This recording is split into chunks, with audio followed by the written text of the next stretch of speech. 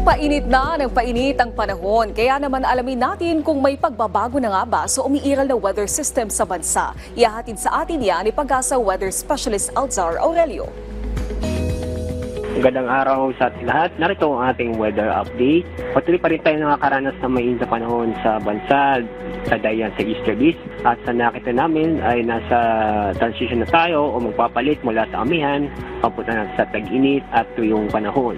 Bukod sa mainit na panahon ng naranasan sa bansa, may tsansa pa rin ng mga kalat-kalat na pag-ulan at thunderstorm sa Basilan, Sulu, Tawi-Tawi at galing din sa Zamboanga Peninsula. Sa lalabing bahagi ng bansa, asahan ang mga sandaling pag-ulan o isolated na mga pag-ulan dahil sa thunderstorm.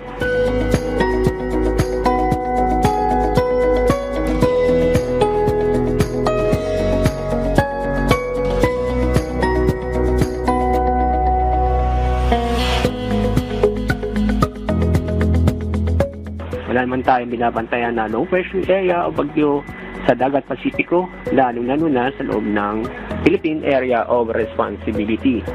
Wala naman tayong gilguani kaya stick na mapapumula ng ating mga kababayan sa buong kapuluan.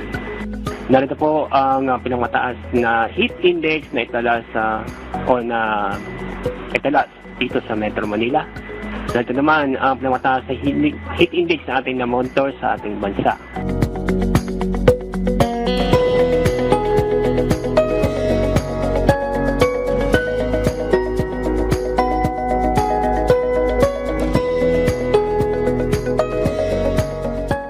Narito naman ang ating update sa ating mga dam.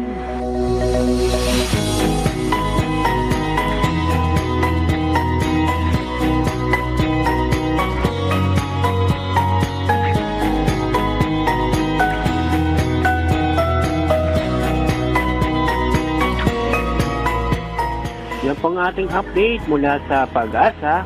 Ako po, si Alzar D. Aurelio. Maraming salamat, Pag-asa Weather Specialist Alzar Aurelio.